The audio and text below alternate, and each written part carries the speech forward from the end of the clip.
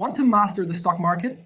Learn from the legends, Joel Greenblatt and Warren Buffett, and take your investing strategy to the next level.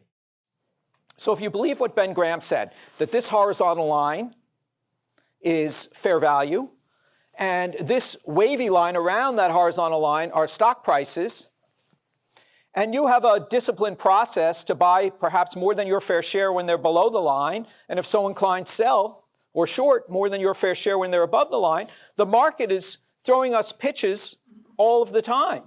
The reason people don't outperform the market, there are behavioral problems, there are agency problems, but it's not because we're not getting those opportunities.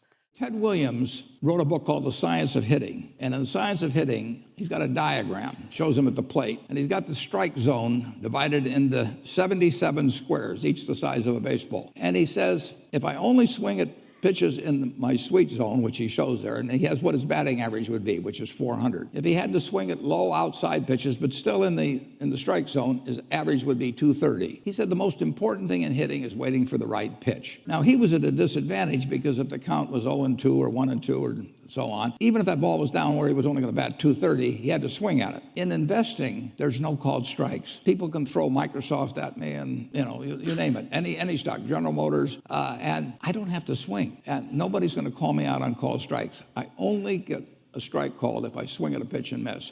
So I can wait there and look at thousands of companies day after day, and only when I see something I understand and when I like the price at which it's selling, then if I swing, if I hit it, fine. If I miss it, it's a strike. But it's an enormously advantageous game, and it's a terrible mistake to think you have to have an opinion on everything.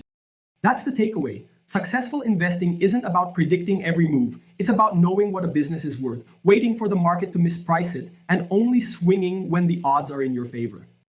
Joel Greenblatt and Warren Buffett just showed you how to approach the stock market with strategy, not emotion.